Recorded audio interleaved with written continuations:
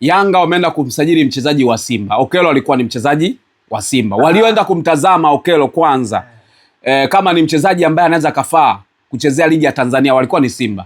Kwa hiyo Engineer Hersi akaenda kuwanyang'anya Simba mchezaji wao. Ni kwa sababu pia Simba wenyewe walikuwa na wanadema kumpata Okello.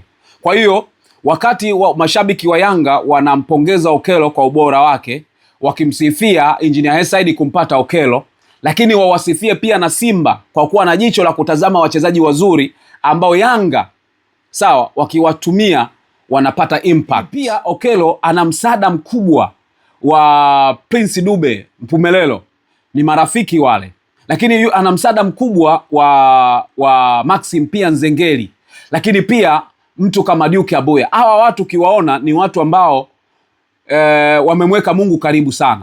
Hapa namzungumzia Dube. Dube alishakwenda kuonekana mpaka kwa watumishi wa Mungu, anaenda kuombewa. Ile ni imani ya kiwango cha juu sana, kwamba siendi kwa waganga wa kienyeji, naenda kwa mtumishi wa Mungu. Ni imani kubwa sana.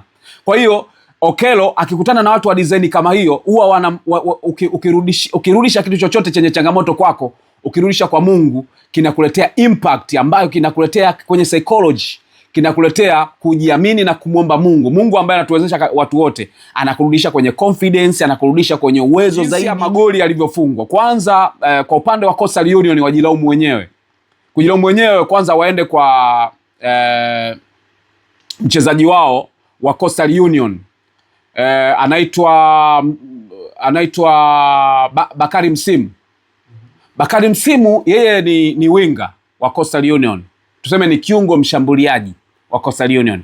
Alikuwa ameshuka chini kusaidia kukaba kwenye timu yake.